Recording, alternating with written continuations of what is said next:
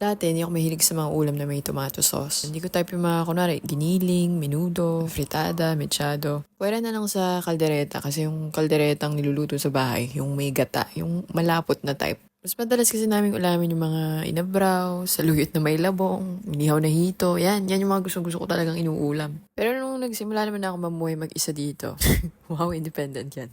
Siyempre, minsan di naman available yung ibang ingredient. So, ayun, natuto ako mag-experiment ng mga kung ano-anong recipes. At isa sa mga pinakamadalas kong lutuin, siguro at least once a month, itong beef stew na ginagawa ko ngayon.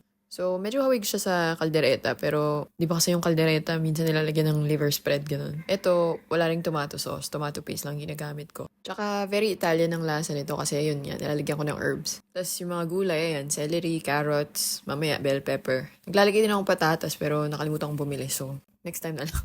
And dahil wala akong pressure cooker, ayan, matagal ko siyang pinalambot. Nakapag-solve pa ako ng Rubik's Cube.